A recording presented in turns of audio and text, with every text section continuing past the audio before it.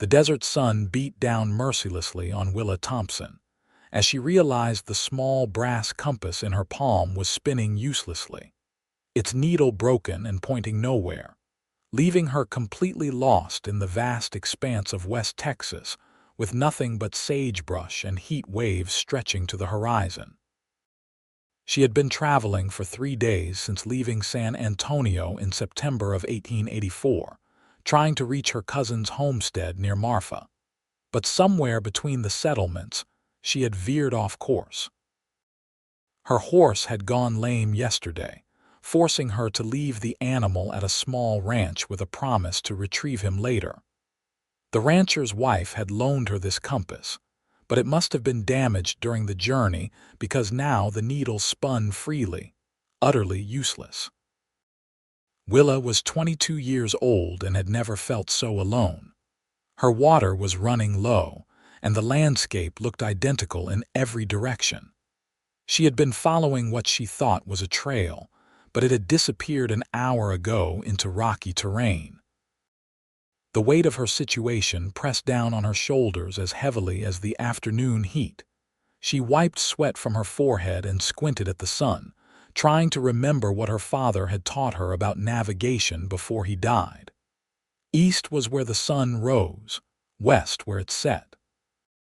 But it was mid-afternoon, and the sun seemed to hang directly overhead, offering little guidance. She turned in a slow circle, her worn traveling dress catching on the thorny bushes around her. That was when she saw the rider approaching from what she thought might be north. Relief flooded through her, followed quickly by caution. A woman alone in the desert could not afford to trust every stranger. She stood straighter, watching as the figure grew larger, resolving into a man on a dark horse. The rider approached at an easy pace, and as he drew closer, Willa could make out more details. He wore a dusty brown hat, a faded blue shirt, and worn leather chaps. A bandana hung loosely around his neck, and she could see the glint of a gun belt at his hip. His horse was a fine-looking black gelding that moved with the kind of confidence that spoke of good training and better care. The man reined in about 10 feet away, his hand moving to tip his hat in greeting. His face was sun-bronzed and handsome, with a strong jaw shadowed by several days of stubble. His eyes were a startling green, striking against his tanned skin. He looked to be in his mid-20s, and there was something steady in his gaze that made Willa feel slightly less anxious. "Madam," he said, his voice deep and warm despite the dust that must coat his throat, "you look like you might be in some difficulty." Willa hesitated, then decided honesty was her best option. "I am lost," she admitted. "I am trying to reach Marfa, but my compass broke." She held up the useless instrument as evidence. The cowboy dismounted in one fluid motion and walked closer, his movements careful and non-threatening. "May I?" he asked, gesturing to the compass. Willa handed it over, watching as he examined it with capable fingers. Up close, she could see that his hands were calloused from hard work, but his touch on the delicate compass was gentle. "The pivot is broken," he said after a moment. "This would not help anyone find their way." He looked up at her, and his eyes were kind. "How long have you been wandering?" "Since this morning with the broken compass," Willa said. "But I have been traveling from San Antonio for 3 days. My cousin Martha lives near Marfa with her husband. They have a homestead there." The cowboy nodded slowly, still holding the compass. Then he smiled, and it transformed his face from merely handsome to genuinely warm. "Well, miss, I reckon I know these parts better than most. I have been working ranches in this territory for near about 7 years now. If you need direction, I would be honored to provide it." Something in Willa's chest loosened at his words. "I cannot pay you much," she said honestly. "I have a little money for supplies, but not enough for a proper guide's fee." He waved off her concern, handing back the useless compass. "I am not asking for payment, madam." Nobody should be lost out here alone, and it would weigh on my conscience something fierce if I rode on and left you to wander." He extended his hand. "Name's Jackson Mills, but most folks call me Jack." Willa took his hand, feeling the rough warmth of his palm against hers. "Willa Thompson. And I appreciate your help more than I can say, Mr. Mills." "Jack," he corrected with another smile. "Mr. Mills was my father, and he has been dead these past 5 years." There was old grief in his voice, but it was well-worn, the kind of sadness that had been lived with long enough to become bearable. "Jack, then," Willa agreed. "And you must call me Willa." He nodded and turned back to his horse, pulling a canteen from his saddle. "When did you last drink?" he asked, offering it to her. Willa wanted to refuse, not wanting to take his water, but her throat was painfully dry. She accepted the canteen and took a careful sip. The water was warm but tasted like salvation. "Thank you," she said, handing it back after a few swallows. Jack took a drink himself, then secured the canteen again. "Marfa is about 15 miles southwest of here," he said, gesturing in a direction that Willa would have sworn was south. "You have been heading too far west. Another few miles and you would have been in some real rough country." Willa felt cold despite the heat. "I thought I was following the trail." "Easy mistake," Jack said, his tone reassuring rather than condescending. "There are old cattle trails crisscrossing all through here, and they do not all lead to civilization. The desert can turn a person around quick, especially without landmarks to follow." He paused, studying her. "You have been on foot since this morning." "Since yesterday afternoon," Willa admitted. "My horse pulled up lame. I left him at a ranch back that way." She pointed vaguely in the direction she had come from, though she was no longer certain of anything. Jack's expression grew more serious. "That is a far piece to walk in this heat. Are you feeling all right? No dizziness or confusion?" "I am tired," Willa said honestly. "And hot. But I do not feel ill." "That is good, but we should not push your luck." Jack looked at the sun, calculating. "The day is getting on, and I do not like the idea of traveling in the evening heat, not with you already worn down." He met her eyes. "There is a place about 2 miles from here, a little spring with some cottonwood trees. I use it as a camp sometimes when I am working cattle in this area. We could rest there for the evening, let the worst of the heat pass, and then head for Marfa at first light tomorrow. We could make it by mid-morning if we start early." Willa knew she should be cautious. Her mother had raised her with strict warnings about strange men and the dangers they could pose. But something in Jack's straightforward manner and kind eyes made her feel safe. More importantly, she was not sure she had a better option. She could barely walk another 2 miles, let alone 15. "That sounds sensible," she said finally. "I appreciate your kindness." Jack smiled again, and Willa found herself noticing how the expression created creases at the corners of his eyes. "It is just common decency," he said. "Come on, the spring is not far." He gestured to his horse.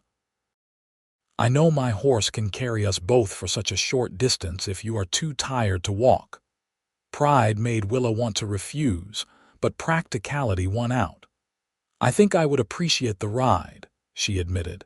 Jack moved to his horse's side and mounted smoothly, then extended his hand down to her. Willa grasped his forearm, feeling the strength in him as he pulled her up behind the saddle in one easy motion. She settled onto the horse's back, very aware of Jack's solid presence in front of her. "You will want to hold on," Jack said, his voice carrying a hint of amusement. "Buck here has a smooth gait, but better safe than sorry." Willa hesitantly placed her hands on Jack's waist, feeling the heat of him through his shirt.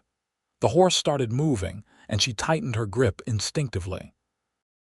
Jack was right.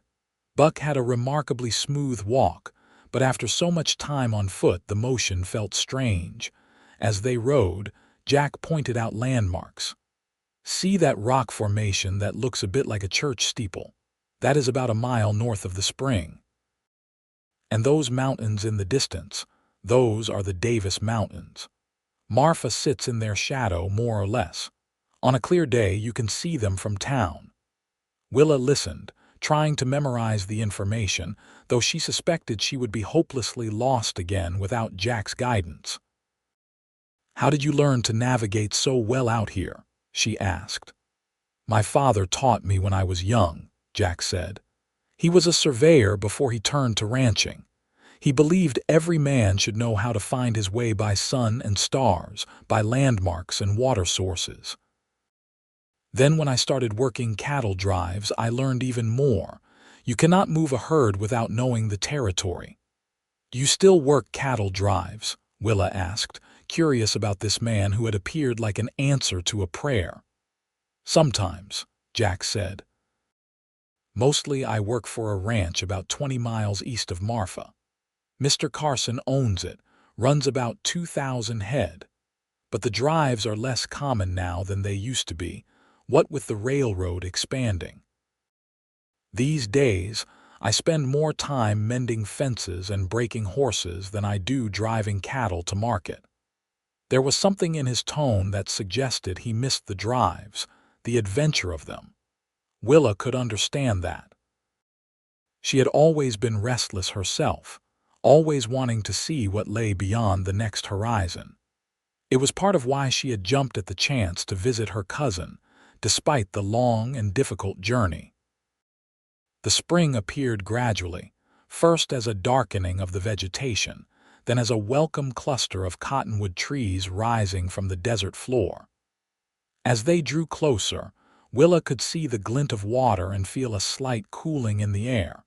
It was like stumbling into an oasis. Jack guided Buck into the shade of the trees and dismounted, then helped Willa down. Her legs were shaky when her feet hit the ground and she swayed slightly. Jack's hand steadied her elbow. "Easy," he said. "You have had a rough day. Why do you not sit down while I see to Buck?" Willa wanted to help, but she recognized her own limitations. She found a smooth rock near the water and sank onto it gratefully. The spring was small, just a clear pool about 6 feet across, fed by water seeping from the rocks. It trickled away in a tiny stream that probably dried up within 100 yards, but here at the source it was cool and inviting. She watched as Jack unsaddled Buck and hobbled the horse where he could reach both grass and water. His movements were efficient and practiced, speaking of years of repetition. When he was satisfied that the horse was comfortable, he pulled a few items from his saddlebags and brought them over to where Willa sat. "I have some dried beef and biscuits," he said. "Not fancy, but filling. And I can make coffee if you would like." "That sounds wonderful," Willa said, realizing she was hungry as well as tired. She had eaten the last of her own meager supplies that morning. Jack built a small fire with practiced ease, using dried wood that he gathered from under the trees where it had stayed dry despite any rain. He filled a battered coffee pot from the spring and set it on the fire, then settled down across from Willa and started dividing the food. "So you are traveling to join your cousin?" he asked as he worked. Willa nodded. "Martha wrote to me 6 months ago after my mother passed. She invited me to come stay with her and her husband. They have been trying to prove up their homestead claim, and she thought an extra pair of hands would help. Plus, I think she knew I needed a fresh start." "I am sorry about your mother," Jack said quietly. "Thank you." Willa looked down at her hands. It was pneumonia. It took her quickly, which was a mercy in its way. She paused, then continued because something about Jack made her want to talk. "My father died when I was 16. After Mama passed, there was nothing keeping me in San Antonio except a job as a seamstress that barely paid enough for my room and board. Martha's invitation felt like a lifeline." Jack handed her a piece of dried beef and a biscuit. "Marfa is rough country," he said. "But there are good people there. Your cousin and her husband, what is their name? Martha and Henry Thorne, Willa said. Do you know them? Jack's face lit up with recognition. I do, actually. Henry is a good man. He bought supplies from the same mercantile I use in town.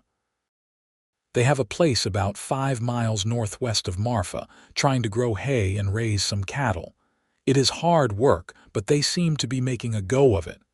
Relief washed through Willa. I am so glad to hear that. Martha's letters have been optimistic, but I worried she might be putting a brave face on things. Homesteading is never easy, Jack said honestly, but the Thorns struck me as the type who can handle it, and with you to help, I imagine they will do even better. The coffee started to boil, and Jack moved to pour it into 2 tin cups. He handed one to Willa, and she wrapped her hands around it, enjoying the warmth despite the ambient heat. The first sip was bitter and strong, but it was exactly what she needed. They ate in comfortable silence for a while, watching the late afternoon light filter through the cottonwood leaves. Birds called from the branches above, and insects hummed in the grass. It was peaceful in a way that made Willa realize how tense she had been all day. Tell me about your work, she said eventually. What is it like, working on a ranch out here? Jack leaned back against a tree trunk, cradling his coffee cup. It is hard, he said. The days are long and the work is often brutal. Mending fences in summer heat or winter cold, chasing down strays in rough country, breaking horses that would rather throw you into next week. But there is something about it that gets into your blood. The freedom, I suppose. The feeling that you are building something, even if it is just keeping someone else's ranch running. Do you want your own ranch someday? Willa asked. Jack's expression grew thoughtful. Maybe. I have been saving money for a few years now, putting aside every spare dollar. Land is opening up around here, with homestead claims and cheap prices if you know where to look. But starting a ranch takes more than just land. You need cattle, horses, equipment, and help because one man cannot run a ranch alone, no matter how hard he works. There was longing in his voice, a dream deferred but not abandoned. Willa understood that feeling. She had her own dreams, vague and shapeless as they were. Dreams of a place to belong, a life that meant something, maybe even love someday, though she had begun to think that last one might be beyond her reach. I think you will do it, she said impulsively. You seem like someone who finishes what he starts. Jack looked surprised, then pleased. That is kind of you to say. I hope you are right. He studied her face.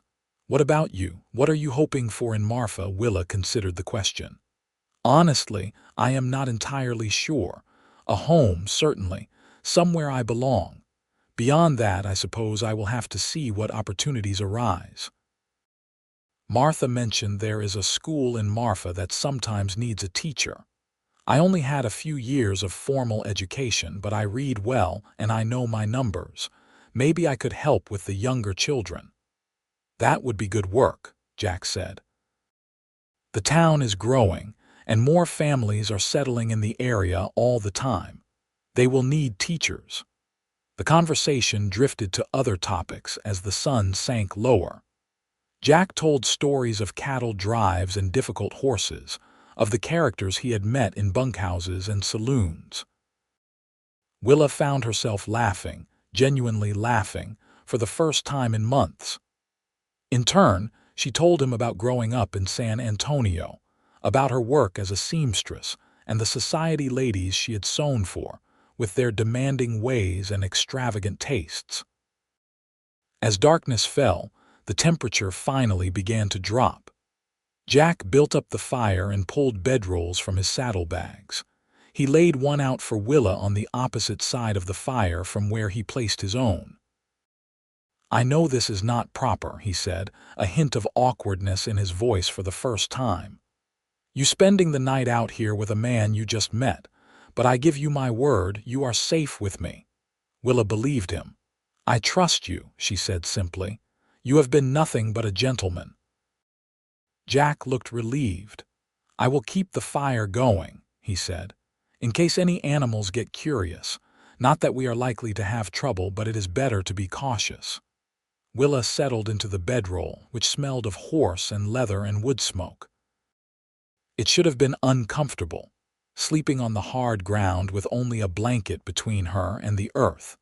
But she was so tired that it felt like the most comfortable bed in the world. She watched the stars emerge overhead, brighter than she had ever seen them in the city. The Milky Way stretched across the sky like a river of light. Jack sat by the fire, his profile outlined in the flickering glow, and Willa felt a strange contentment settle over her. "Jack," she said quietly. "Yes, thank you for everything. I do not know what I would have done if you had not found me." There was a pause, then Jack's voice came through the darkness, warm and sincere. "I am glad I was there. Sleep well, Willa. You too." Willa closed her eyes and, despite everything, fell asleep almost immediately. She woke to the smell of coffee and the sound of Buck nickering softly. The sky was just beginning to lighten in the east, that deep blue that comes before dawn. Jack was already up, the fire rebuilt and breakfast underway. "Morning," he said when he saw her stirring. "I hope I did not wake you too early, but I thought we should get started before the heat sets in." Willa sat up, finger combing her hair back from her face. She felt rumpled and dusty, but much more rested than she had the night before. "No, it is fine. I want to reach Marfa today." They ate quickly, and Jack broke camp with the same efficiency he had shown the night before. Within half an hour, they were mounted on Buck again, Willa's arms around Jack's waist as the horse picked his way through the early morning landscape. The ride to Marfa took 4 hours, with one stop to water Buck and stretch their legs. Jack kept up a running commentary, pointing out landmarks and telling Willa about the area. She learned that Marfa had been established just a few years earlier, in 1881, as a water stop for the railroad. The town was growing steadily, drawing ranchers and homesteaders who were willing to take on the challenging environment in exchange for cheap land and opportunity. "It is not like San Antonio," Jack warned as they drew closer. "It is rough and small, but there is potential there. You can feel it."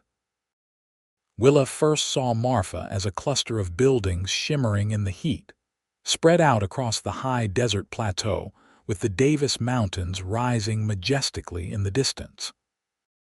As they drew closer, the town resolved into individual structures: a main street with a general store, a hotel, a saloon, a small church, and various other businesses. Houses and homesteads dotted the surrounding area, and she could see the glint of the railroad tracks running past the town. "The Thorn place is northwest of here," Jack said. "We could go straight there, or we could stop in town first if you need supplies or want to send a message to your cousin." "Let us go to the Thorns directly," Willa decided. "I have been traveling for so long I just want to arrive."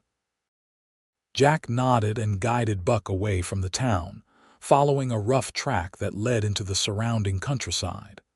The land here was dotted with scrubby vegetation and the occasional cluster of trees marking a water source. After about 40 minutes, Jack pointed ahead. "That is the Thorn place." Willa saw a small house, little more than a cabin really, with a barn and a few outbuildings. Fences marked out pastures where cattle grazed, and there was a garden plot near the house. It looked hardscrabble but well-maintained, the kind of place built by people who were determined to make a life despite the odds. As they approached, a woman emerged from the house, shading her eyes against the sun. Then she started running toward them, her skirts hiked up, and Willa felt tears spring to her eyes. "Martha!" Jack reined in Buck, and Willa practically fell off the horse in her haste to dismount. Martha caught her in a fierce embrace, both women crying and laughing at the same time. "Willa! Oh, Willa, you are here. I was starting to worry. Your letter said you would arrive days ago. I got lost, Willa admitted, pulling back to look at her cousin. Martha was 3 years older than Willa, with the same dark hair and brown eyes that ran in their family. But where Willa was slender, Martha had the solid build of a woman who did hard physical work every day. Her face was tanned and lined in a way it had not been when Willa last saw her 5 years ago, but her smile was just as warm. Lost. Martha turned to look at Jack, who had dismounted and was standing a respectful distance away. "Jack Mills, did you find my cousin wandering in the desert?" Jack tipped his hat. "Yes, madam. She was heading a bit too far west. I redirected her." Martha's eyes moved between them, and Willa saw understanding dawn on her face. "You have been traveling together." "Jack was kind enough to guide me here," Willa said quickly. "I had a broken compass, and he found me yesterday afternoon. We camped at a spring and came here this morning." A man emerged from the barn, tall and lean with sun-bleached hair. "Martha, what is all the commotion?" Then he saw Willa and Jack. "Well, hello there."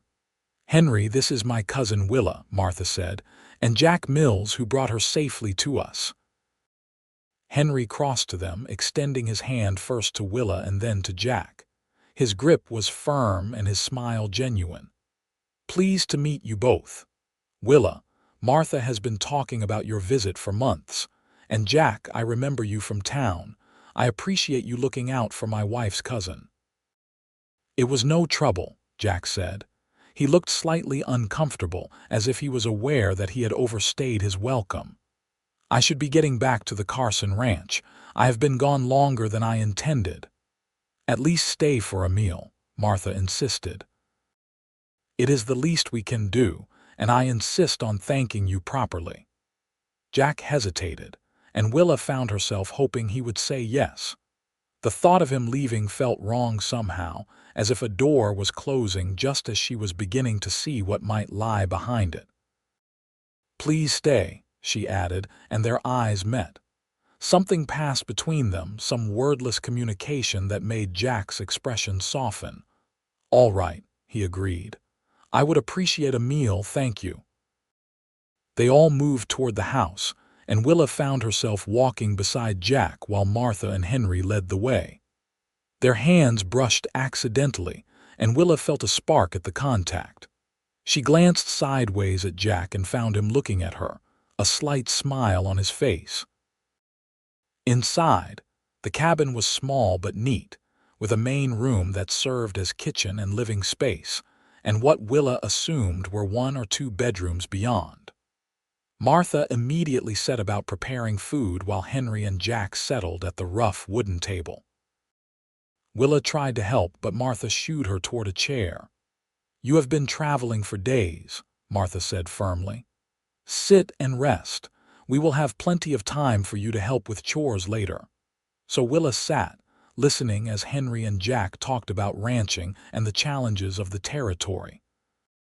She learned that Henry's homestead claim required them to live on and improve the land for 5 years before they would own it outright. They were in their 3rd year now, and while it had been difficult, they were managing. Martha served up a meal of eggs, beans, and fresh bread that tasted like heaven after days of trail food. They all ate hungrily, and the conversation flowed easily.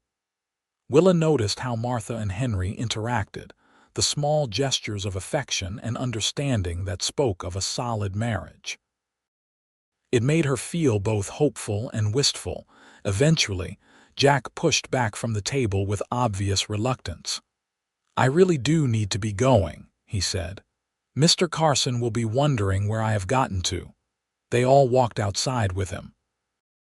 Jack saddled Buck efficiently, and Willa felt a strange tightness in her chest as she watched him prepare to leave. It was ridiculous, she told herself. She had only known this man for less than a day. But when Jack turned to say goodbye, his eyes found hers immediately. "It was a pleasure meeting you, Willa Thompson," he said. "I hope Martha treats you well." "Thank you for everything," Willa said, wishing she could think of something more eloquent, something that would convey how much his kindness had meant. "I will never forget what you did for me." Jack's smile was warm but tinged with something that looked like regret. "If you ever need anything, I am usually at the Carson Ranch, or you can leave a message for me at the general store in town. Mr. Harper, who runs it, always knows how to find me." "I will remember that," Willa said. Jack mounted Buck, tipped his hat to all of them, and rode away. Willa watched until he was out of sight, feeling Martha's knowing gaze on her. "Well," Martha said as they turned back to the house, "he seems like a good man." "He is," Willa agreed, trying to keep her voice neutral. Martha laughed. "Oh, cousin, you are not fooling anyone. I saw the way you looked at each other." Willa felt her cheeks heat. "I barely know him." "That is what Henry and I said when we first met," Martha said. "Sometimes you just know." She linked her arm through Willa's.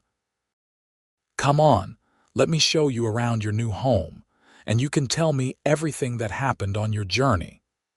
The next few weeks fell into a rhythm. Willa threw herself into helping Martha and Henry with the homestead, learning new skills every day. She fed chickens, tended the garden, helped with laundry and cooking, and even learned to milk the cow that provided their dairy. The work was harder than anything she had done in San Antonio, but it was also satisfying in a way that sewing had never been. Martha had been right about the school. There were enough families in the area now that Martha had established a small schoolhouse, and the teacher who had been hired was overwhelmed with students ranging from 6 to 14 years old. Willa visited one day and offered to help, and within a week, she was spending 3 mornings a week at the school, working with the younger children on their letters and numbers. She loved the teaching, loved seeing the children's faces light up when they mastered something new. It gave her a sense of purpose she had been missing. And slowly, Martha started to feel like home, but through it all, she thought about Jack. She told herself it was foolish, that a man like him probably had no shortage of women interested in him. He had rescued her, been kind to her, and moved on with his life. That was all. Then one Saturday, nearly a month after she arrived, Willa went into town with Martha to buy supplies. They were in Harper's general store, examining fabric for a new dress Willa needed, when the bell over the door chimed. "Afternoon, ladies," a familiar voice said. Willa turned so fast she nearly knocked over a display of canned goods. Jack stood in the doorway, hat in hand, looking just as handsome as she remembered. His face lit up when he saw her. "Willa," he said, and there was something in the way he said her name that made her heart skip. "How are you settling in?" "Very well," Willa said, trying to sound calm even though her pulse was racing. "Martha and Henry have been wonderful, and I have started helping at the school."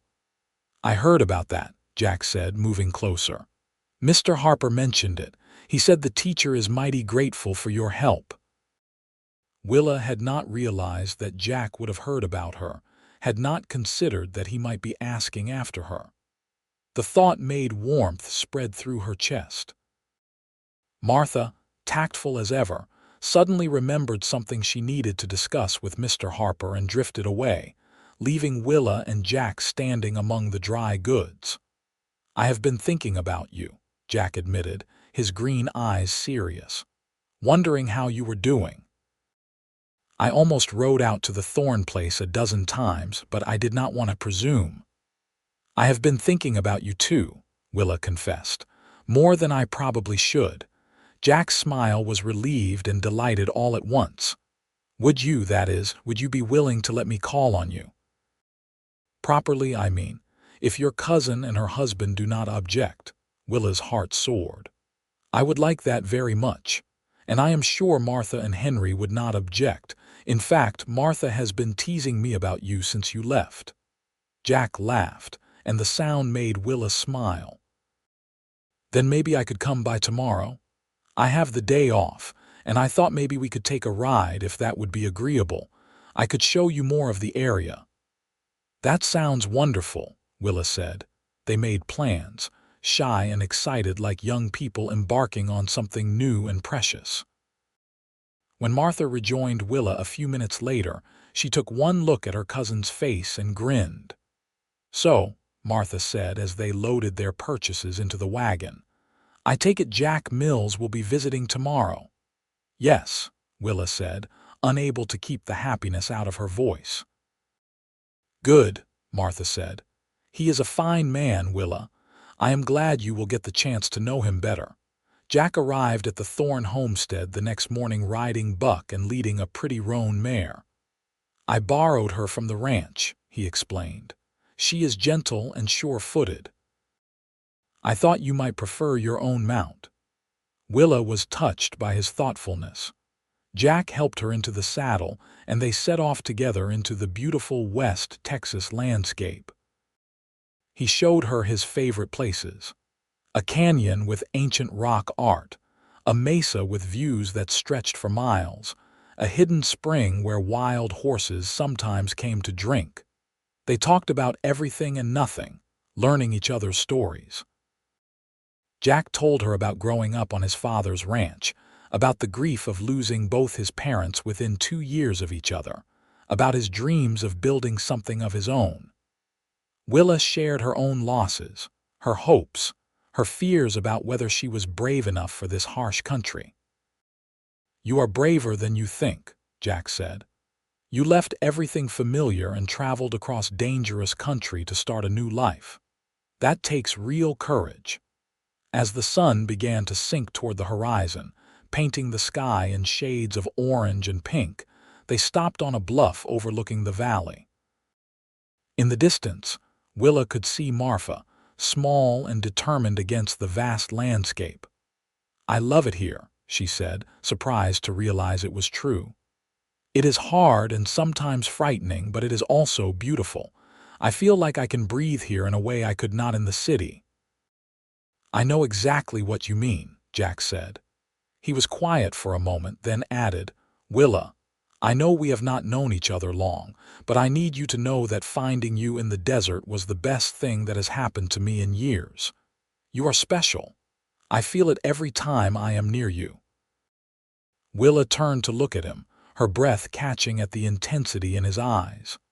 "I feel it too," she whispered, "like something just clicked into place when we met." Jack dismounted and came to help Willa down from her horse. When her feet touched the ground, he did not let go. Instead, he took both her hands in his. "I want to court you properly," he said. "With your permission and your family's blessing, I want to give us a chance to see where this goes." "You already have my permission," Willa said, "and I am certain Martha and Henry will approve." Jack's smile was brilliant.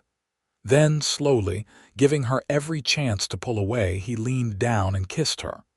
It was gentle and sweet, a promise rather than a demand. Willa's eyes fluttered closed, and for a moment, the entire world narrowed to the touch of his lips on hers, and the feel of his hands holding hers. When they broke apart, both of them were smiling. The future suddenly seemed full of possibility. Over the following months, Jack courted Willa with old-fashioned determination and genuine affection. He rode out to the Thorne place every Sunday after church, and whenever else his work at the Carson Ranch allowed. They took long rides together, exploring the territory. Jack taught Willa to read the land the way he did, to find water and navigate by the stars, to understand the patterns of weather and wildlife. They attended town dances and church socials, becoming a familiar sight together. The community of Marfa watched their courtship with approval. Jack was well-liked and respected, and people were glad to see him happy. Willa, too, had made a place for herself. Her work at the school had expanded, and she was now teaching 4 days a week. The children adored her, and their parents appreciated her dedication. In December, as the weather turned cold, Jack asked Henry's permission to marry Willa. Henry gave his blessing immediately, as did Martha, who hugged Willa fiercely and whispered that she had known from the moment she saw them together that first day. Jack proposed on a clear winter evening, taking Willa back to the spring where they had camped that first night. He had ridden out earlier to set up a campsite, and when they arrived, there was a fire burning and coffee waiting. They sat by the fire just as they had before, but this time when Jack took Willa's hand, he pulled a ring from his pocket. "Willa Thompson, you are the direction I have been looking for my whole life," he said.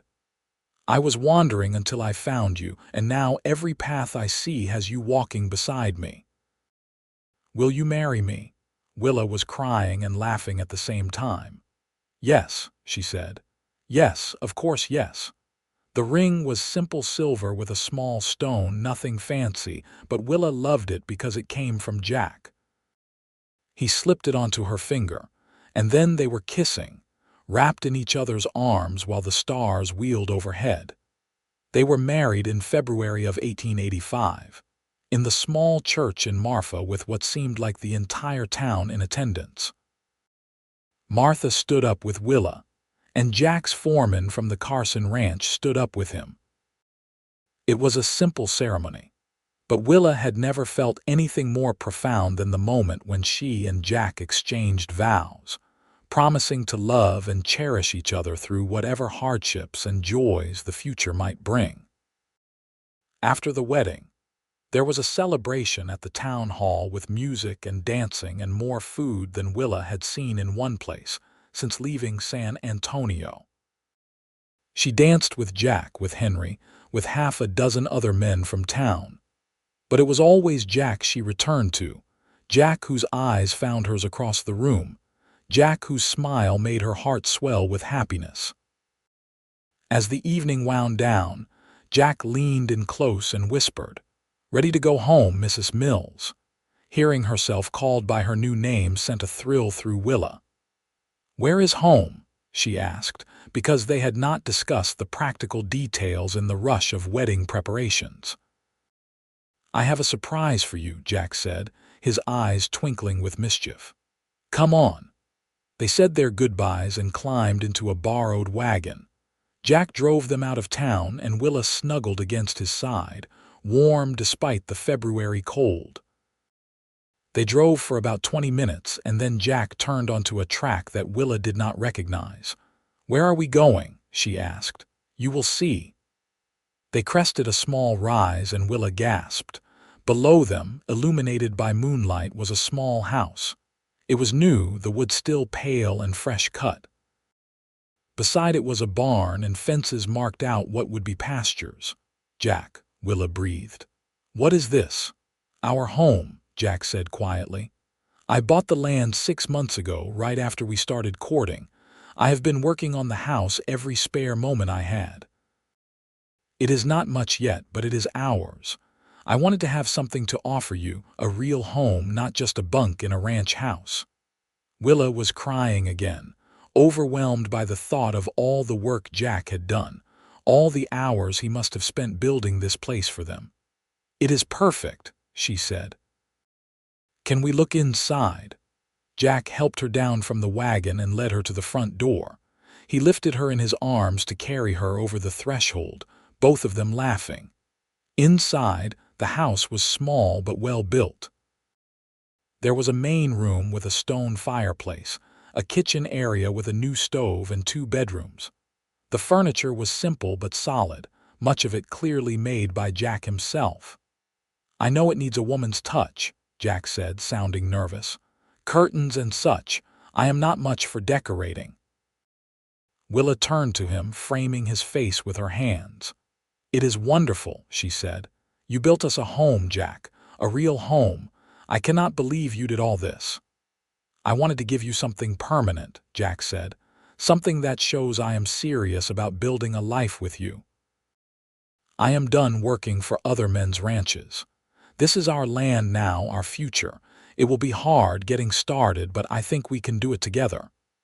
"We can do anything together," Willa said with certainty.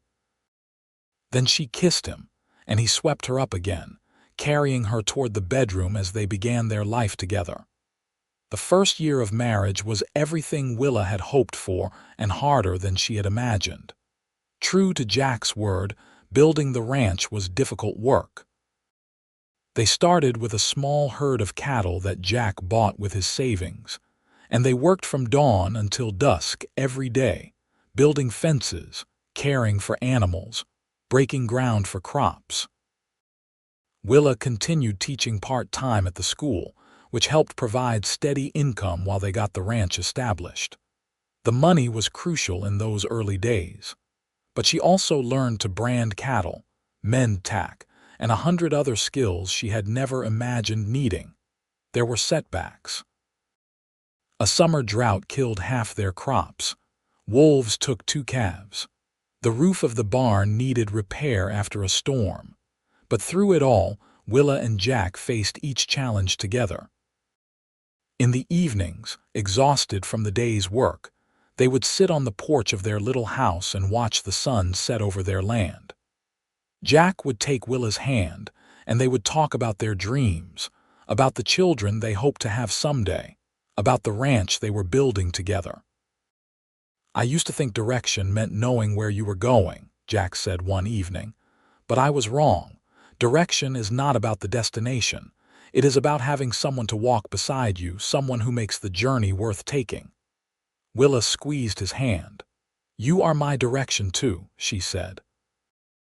"I was lost in more ways than one when you found me, but now I know exactly where I belong."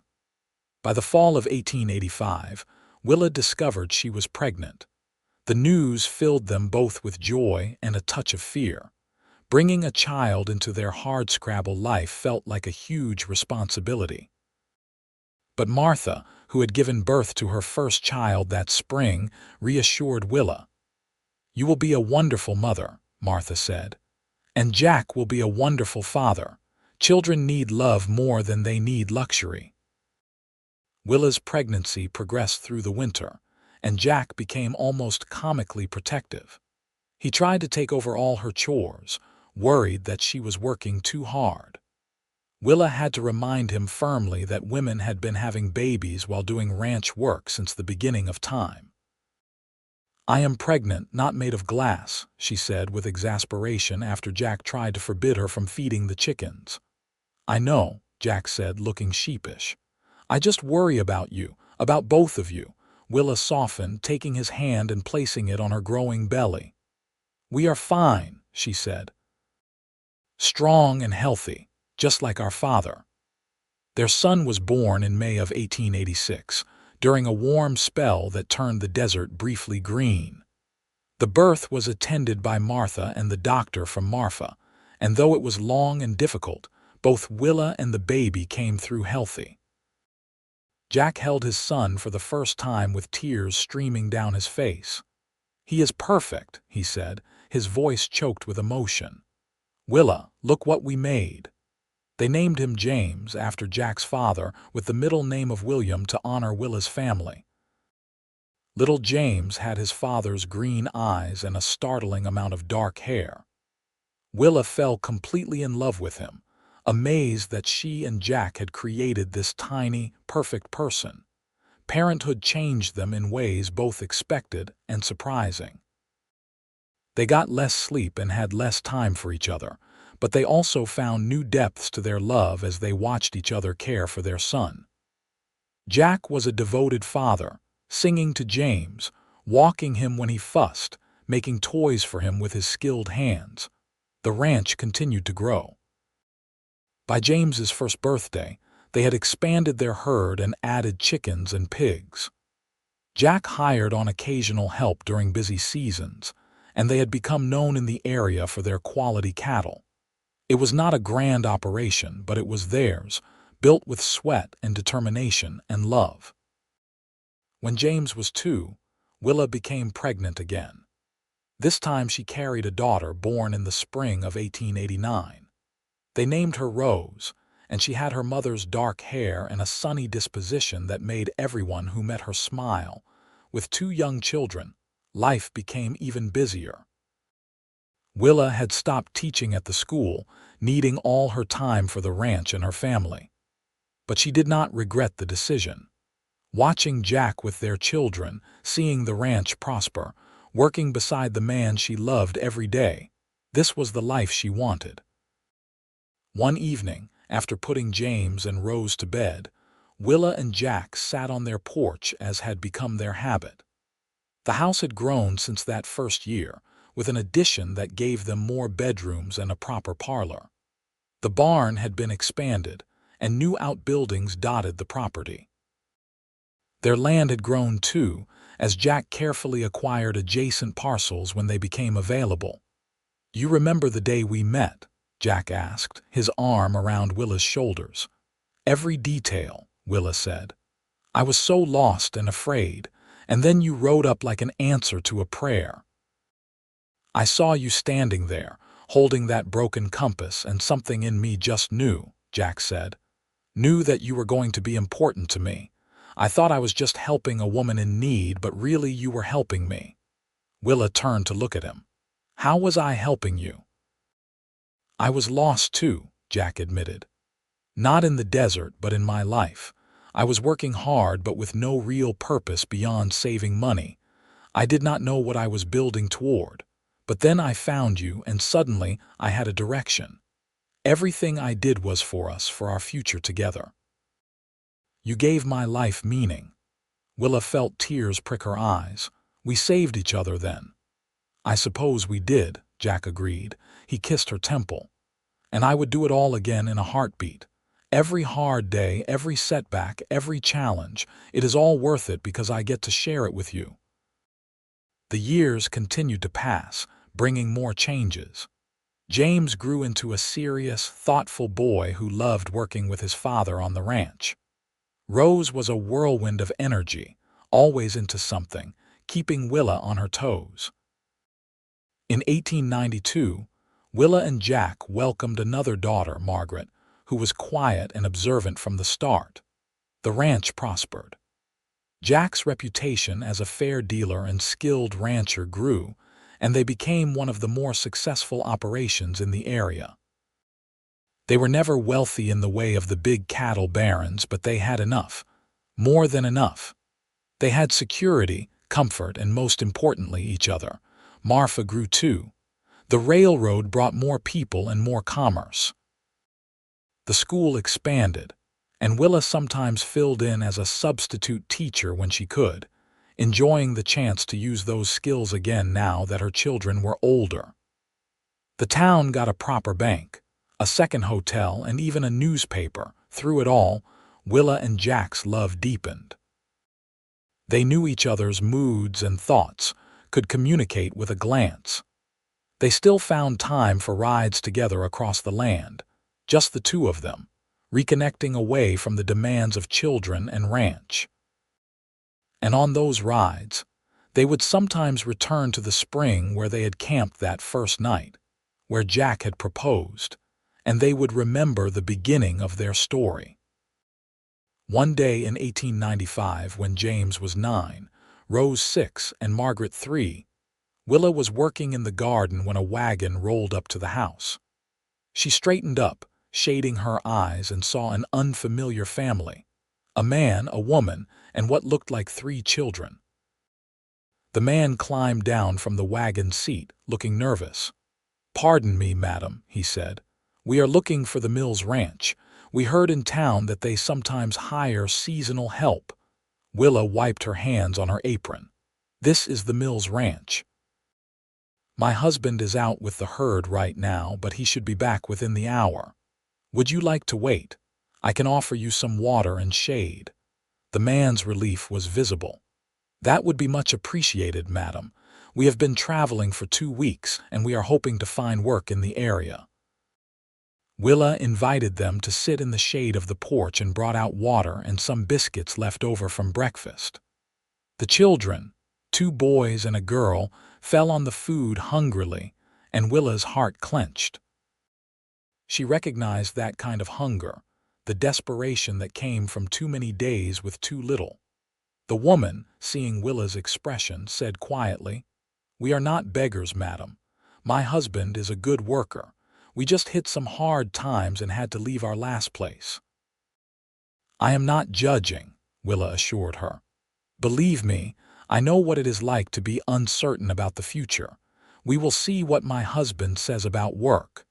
When Jack rode in an hour later, Willa explained the situation. Jack studied the family thoughtfully, then spoke with the man, whose name was Robert, for several minutes. Finally, Jack nodded. "We have been thinking about hiring on some help," Jack said. "We have a small cabin behind the barn that we use for hired hands. It is not fancy, but it is solid. If you are willing to work hard, I am willing to give you a chance. Trial period of a month, and if it works out, we can discuss something more permanent." Robert's eyes lit up. "I will not let you down, Mr. Mills. You have my word." So the family moved into the cabin, and Robert proved to be a capable and dedicated worker. His wife, Helen, helped Willa with the heavier chores and the children, and within a few weeks, it felt like they had always been part of the ranch. The children played together, and Willa found herself thinking about how much their life had grown and changed since that day she stood lost in the desert. That evening, as she and Jack sat on their porch, Willa said, "You gave that family the same chance you gave us when you started this ranch. A place to build something, a fresh start." Jack shrugged. "Everyone deserves a chance to prove themselves. Besides, he reminds me a bit of myself at that age, determined but not sure where to put that determination." "You have built something good here," Willa said. "Not just a ranch, but a place where people can thrive. I am proud of you." Jack pulled her close. "I could not have done any of it without you. You are the foundation of everything, Willa. You and our children. This ranch, all of it, it is just the outward expression of the home you made." More years passed, blessed and full. James grew into a young man who loved the ranch as much as his father did. Rose developed a talent for breeding horses, managing the herd with skill and intuition. Margaret, the quiet one, surprised everyone by showing an aptitude for numbers, keeping the ranch's books with precision by the time she was 12. In 1900, Jack and Willa celebrated their 15th anniversary. Their children organized a surprise party, inviting neighbors and friends from town. The celebration was held at the ranch, with long tables set up in the yard and lanterns strung between the trees. There was music and dancing, and at one point, Jack pulled Willa onto the makeshift dance floor. 15 years, he said, holding her close as they swayed to the music. "Sometimes it feels like yesterday, and sometimes it feels like I have known you forever." "Both are true," Willa said, her head on his shoulder. "Every day with you is a gift, Jack, even the hard days." "Especially the hard days," Jack agreed. "Those are the ones that prove what we have got." Anyone can be happy when things are easy. It is facing the difficulties together that shows what a marriage is really made of. They danced under the stars, surrounded by family and friends, on land they had built together from nothing. And Willa thought about how different her life would be if her compass had not broken that day, if Jack had not found her in the desert, if she had not trusted him when he offered to be her direction. But she had trusted him, and he had proven worthy of that trust every day since. Together they had built not just a ranch but a life, a family, a legacy. They had faced drought and disease, financial setbacks and personal sorrows. They had celebrated births and mourned deaths, welcomed friends and said goodbye to loved ones. Through it all they had each other. As the party wound down and the guests began to leave, Jack and Willa stood together on their porch, watching their children say goodbye to friends. James was 18 now, a man in his own right, but still willing to learn from his father. Rose at 15 was already turning heads in town, though she seemed oblivious to the attention. Margaret at 8 was asleep on her feet, exhausted from the excitement. "I have been thinking," Jack said quietly, "about what comes next." Willa looked at him curiously. "What do you mean?"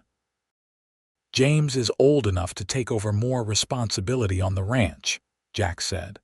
"And Rose and Margaret will need to make their own choices about their futures. I do not want to be one of those fathers who forces his children into a life they do not want." "They love the ranch," Willa said.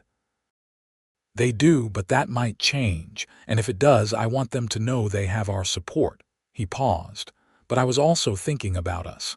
We have worked so hard for so long. Maybe it is time to take things a little easier, spend more time just being together." Willa smiled.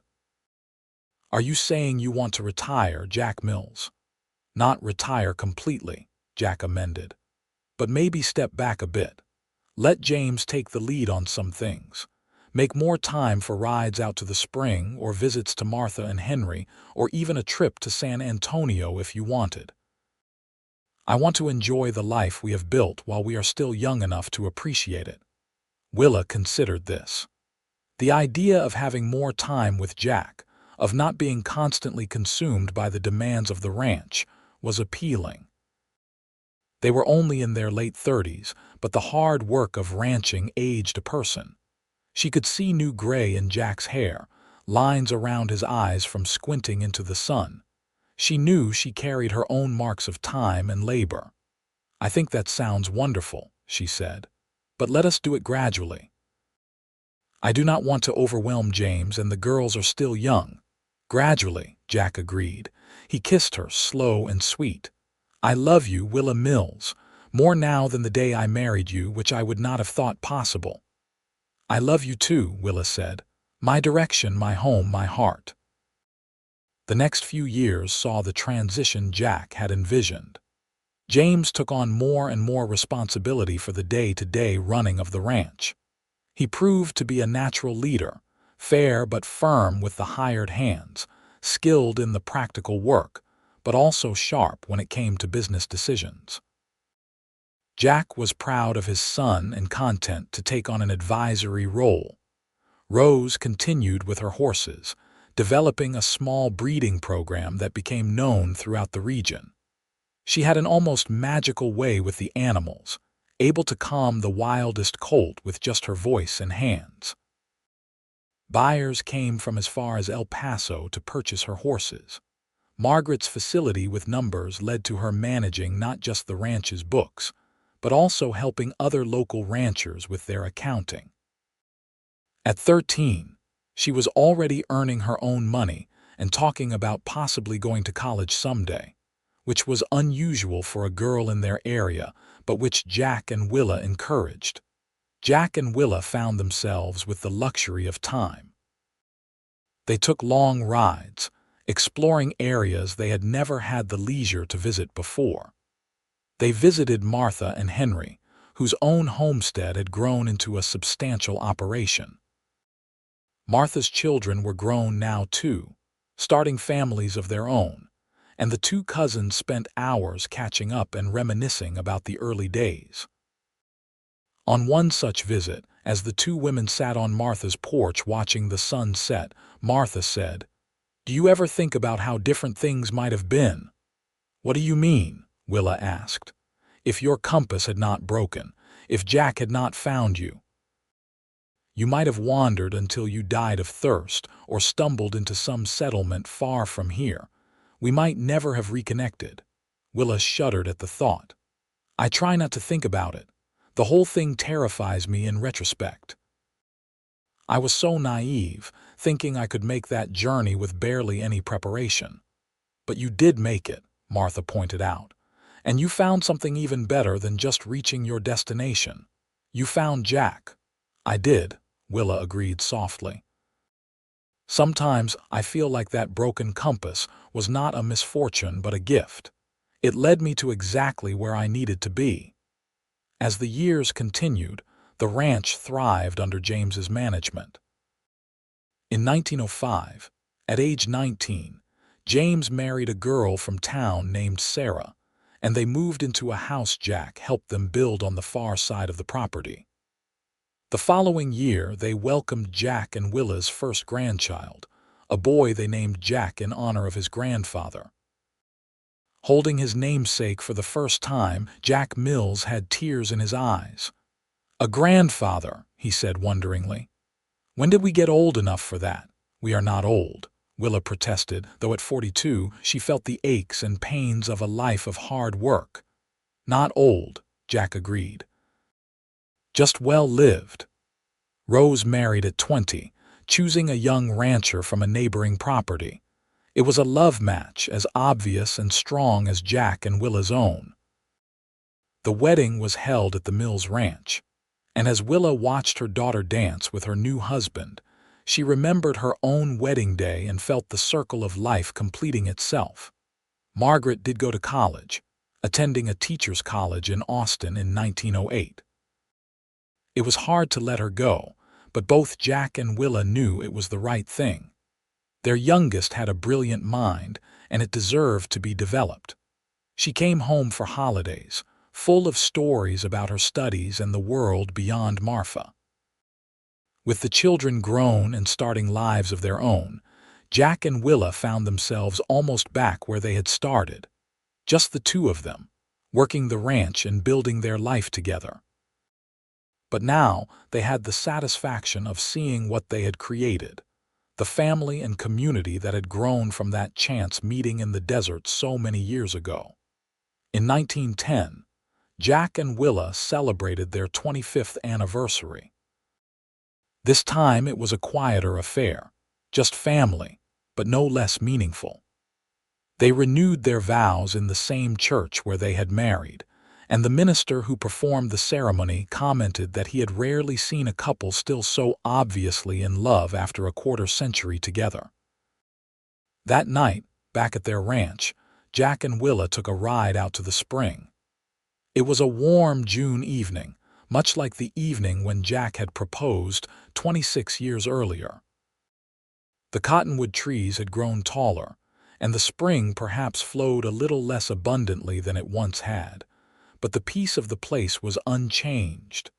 They sat by the water, not needing a fire in the summer heat, and Jack took Willa's hand. "I have been thinking about what to say to you tonight," he began. "Some grand speech about our years together, about what you mean to me, but the truth is, I cannot find words adequate for what I feel. You are simply everything, Willa. Every good thing in my life traces back to you." Willa squeezed his hand, her own eyes wet with tears. "You saved my life that day you found me. But more than that, you gave me a life worth living. You showed me what love really means, what partnership means.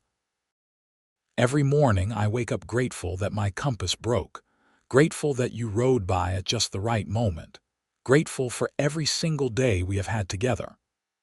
They kissed as the stars began to emerge overhead, the same stars that had witnessed their first night together all those years ago. And in that moment, Willa felt the perfect completeness of their life together, the way every piece had fallen into place to create something beautiful and lasting. The years after that anniversary were gentle ones. Jack and Willa spent more time traveling, visiting their children and growing collection of grandchildren. James and Sarah had 3 children by 1915. Rose had 2, and even Margaret, once she finished college and took a teaching position in El Paso, eventually married and started a family. The ranch continued to operate successfully, now a true family enterprise with James managing the cattle operation, Rose overseeing the horses, and various cousins and in-laws contributing their skills. Jack remained involved, but more as an advisor and elder statesman of the family business. In their 60s, Jack and Willa were still active and engaged with life, though they moved a bit slower than they once had. They spent long hours on their porch, watching their grandchildren play in the yard where their own children had played. They took gentle rides around their property, no longer ranging far into the wilderness but content to stay close to home. One afternoon in the spring of 1920, 36 years after they met, Willa and Jack were sitting on their porch when a wagon pulled up. A young woman climbed down, looking nervous.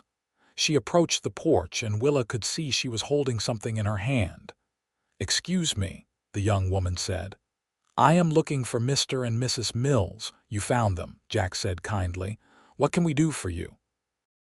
The young woman held out what she was carrying, a broken compass. "My grandmother gave me this," she said. "She said I should bring it to you, that you would understand what it means." Willa felt her breath catch. She stood and moved closer, taking the compass. It was old, the brass tarnished, the needle bent and useless. "Where did you get this?" she asked. "My grandmother is Patience Harrison," the young woman said.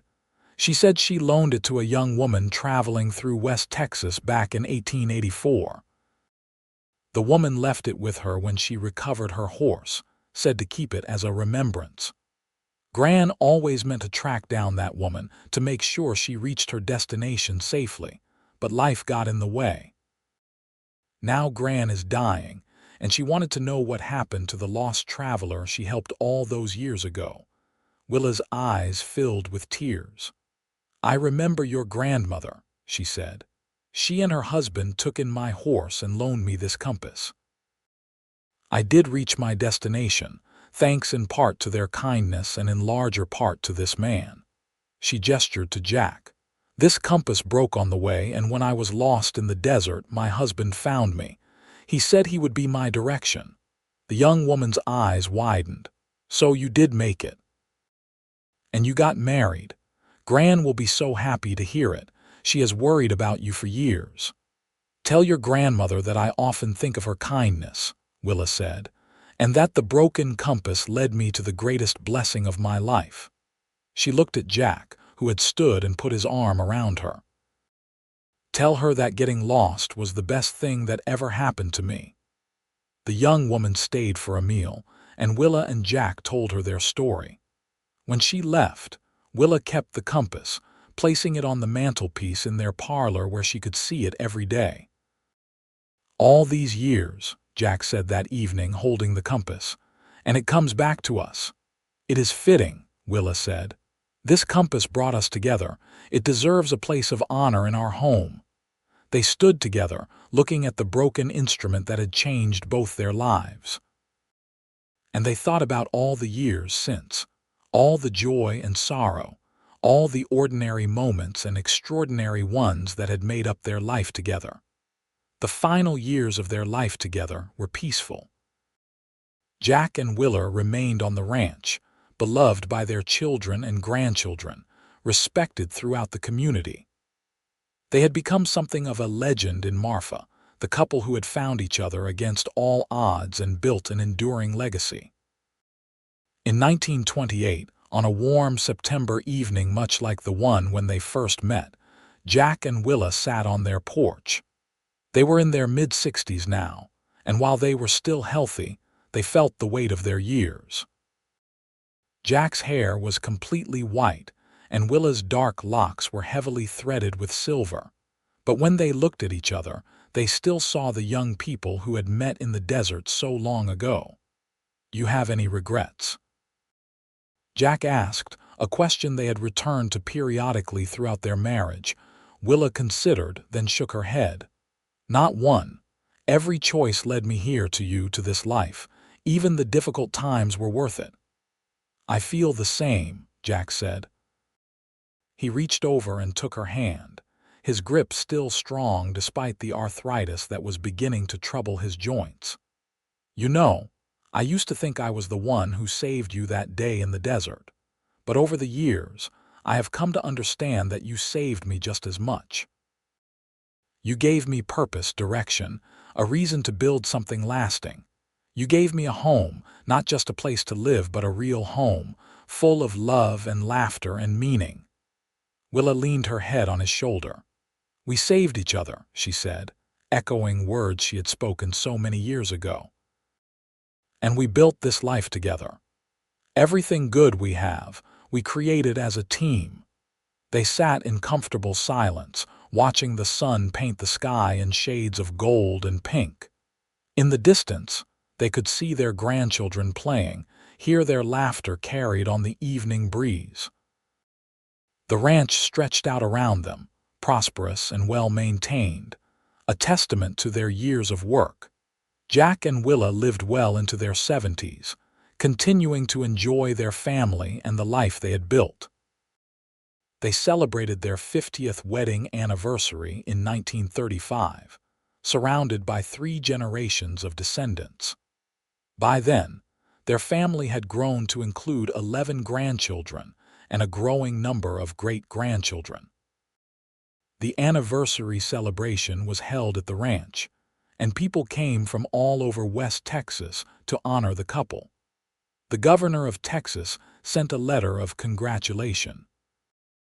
The local newspaper ran a feature story about their life together, calling them pioneers who had helped build the community and an example of enduring love. During the celebration, James stood up to make a toast. "My parents taught me many things," he said, his voice carrying across the assembled crowd. "They taught me about hard work and integrity, about treating people fairly and standing by your word. But most of all, they taught me about love. True, lasting love that weathers every storm and grows stronger with each passing year. Dad, you once told Mom you would be her direction, and you kept that promise, just as she kept her promise to walk beside you. You have been each other's direction, each other's home, each other's greatest blessing. We are all better for having witnessed your love." There was not a dry eye in the house. Jack and Willa, sitting together at the head of the long table, held hands and smiled through their tears. They had not set out to be an example or to build a legacy beyond their ranch. They had simply loved each other, worked hard, raised their children well, and tried to do right by the people in their lives. But somehow, that had been enough to create something that would outlast them. As the years continued, Jack and Willa slowed down more, their bodies finally acknowledging the toll of more than 50 years of hard physical labor. But their minds remained sharp, and their love never dimmed. They spent their days quietly, often sitting together on their porch, holding hands and watching the world go by. They spoke often of their memories, revisiting the story of how they met, laughing over the misadventures of raising 3 children, marveling at how their small ranch had grown into a substantial operation. They talked about the people they had known, the changes they had witnessed as Marfa grew from a small frontier town into an established community. And always, they returned to that day in the desert when their lives had intersected. That moment of grace when Willa's broken compass had led her to Jack, and Jack had offered to be her direction. "It was meant to be," Willa said one afternoon as they sat together. "All of it. Every moment, every choice, everything that brought us to each other." "I believe that," Jack agreed. "Some things are just meant to be, and we were meant to be." Jack Mills passed away peacefully in his sleep in 1938 at the age of 79. He died at home, in the house he had built with Willa at his side. His last words were to tell her he loved her and that he would wait for her on the other side. Willa mourned him deeply, as did the entire community. The funeral was one of the largest Marfa had ever seen. But even in her grief, Willa found comfort in the life they had shared, the love they had built, the family they had created. She knew with absolute certainty that Jack's love would sustain her through whatever time she had left. She lived for 5 more years after Jack's death, surrounded by children and grandchildren and great-grandchildren. She remained on the ranch, in the house Jack had built for her, and every evening she would sit on the porch and feel his presence beside her. She would look at the broken compass on the mantelpiece and remember the young woman she had been, lost and afraid in the desert, and the young man who had ridden up and changed her life forever. Willa Thompson Mills died in 1943 at the age of 81. She was buried beside Jack in the Marfa Cemetery under a simple stone that read, "She was lost, and he was her direction." Together they found home, but their story did not end with their deaths. The ranch they had built continued to operate, passed down through generations. the values they had instilled in their children, the love they had modeled, the community they had helped build. All of these things lived on, and in family gatherings for years to come, their descendants would tell the story of how Jack and Willa met. They would talk about the broken compass and the lost traveler, about the cowboy who offered to be her direction, about the love that grew from that chance encounter into something that shaped the lives of everyone who came after. The broken compass itself became a family heirloom, passed down through the generations, always accompanied by the story of its significance. And whenever a young person in the family faced uncertainty or felt lost, they would be reminded of Willa in the desert and Jack's promise to be her direction. They would be told that sometimes getting lost is how you find exactly where you need to be. Because that was the legacy Jack and Willa left behind. Not just land or money or success, but the understanding that true direction in life comes not from knowing where you are going, but from having someone you love to walk beside you on the journey.